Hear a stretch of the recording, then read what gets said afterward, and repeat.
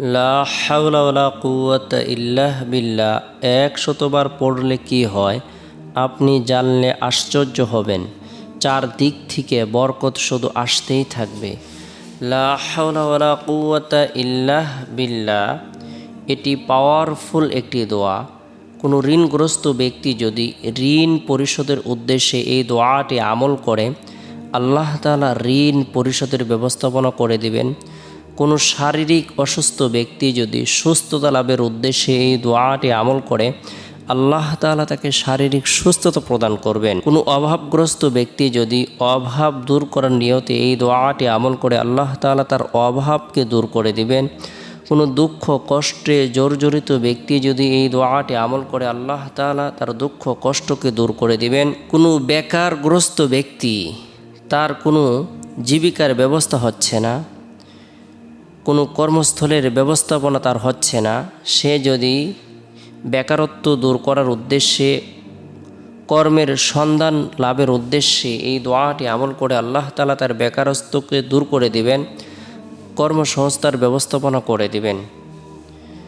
কোনো ব্যবসায়ী ব্যক্তি যদি ব্যবসা বাণিজ্যের মধ্যে বরকত লাভের উদ্দেশ্যে এই দোয়াটি আমল করে, আল্লাহ তাআলা ব্যবসা বাণিজ্যের মধ্যে বরকত প্রদান করবেন।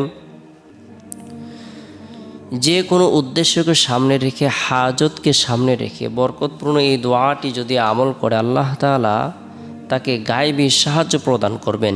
চারদিক থেকে বরকত শুধু আসতেই থাকবে।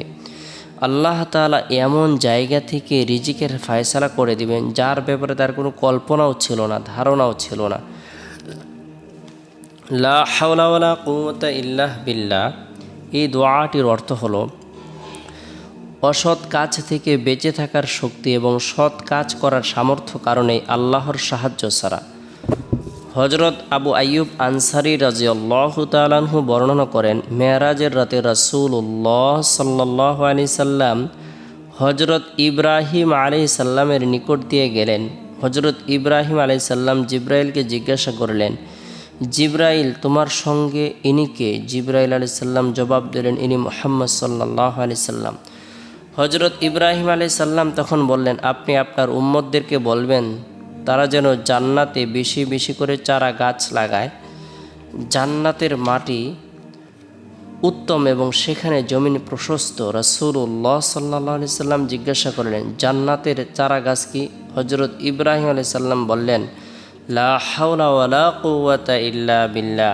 যে ব্যক্তি লা হাওলা ওয়ালা কুওয়াতা ইল্লা বিল্লাহ পড়ে, এই দোয়া তার 99টি রোগের ঔষধ হবে। তোর মধ্যে সবচেয়ে হালকা রোগ হচ্ছে দুঃখ, চিন্তা ও পেরেশানি। সুবহানাল্লাহ।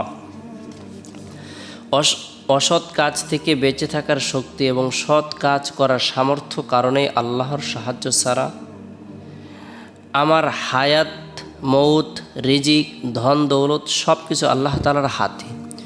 আল্লাহ তাআলা ইজ্জত দান করেন, আল্লাহ তাআলা বেইজ্জতি করেন। আল্লাহ পাক রব্বুল আলামিন রিজিকের মধ্যে প্রশস্ততা প্রদান করেন। অভাব অনটন আল্লাহ তাআলাই দূর করেন, দুঃখ কষ্ট আল্লাহ তাআলাই দূর করেন।